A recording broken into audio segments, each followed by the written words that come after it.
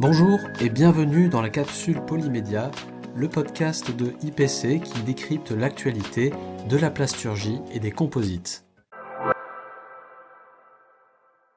Récemment, nous avons observé une controverse autour de la recyclabilité des gobelets Starbucks en polypropylène qui met en tension plusieurs lectures du recyclage réel. Selon une enquête menée par Beyond Plastics, des gobelets équipés de traceurs ont été suivis dans des flux de déchets aux États-Unis. Les résultats montrent que la quasi-totalité de ces gobelets ne rejoint pas effectivement des installations de recyclage, ils finissent majoritairement en incinération ou en enfouissement. L'étude est utilisée pour questionner l'écart entre la recyclabilité annoncée et les pratiques réelles de traitement. Cette lecture est discutée par des acteurs de la filière du recyclage.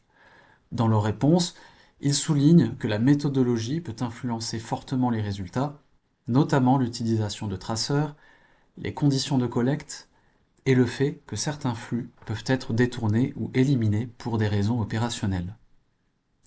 Ils rappellent également que les performances du recyclage dépendent fortement des infrastructures locales et des conditions de tri, ce qui peut expliquer des pertes importantes dans les chaînes de traitement. Enfin, un article de synthèse revient sur le cas des gobelets Starbucks pour montrer que la qualification de recyclable ne garantit pas nécessairement un recyclage effectif. Il met en avant un décalage structurel entre la conception des emballages, les systèmes de collecte disponibles et les résultats observés dans les flux réels de déchets. Au final, ce cas illustre une tension classique. D'un côté, une recyclabilité définie par des critères techniques ou d'accessibilité, et de l'autre, une réalité du terrain beaucoup plus discontinue.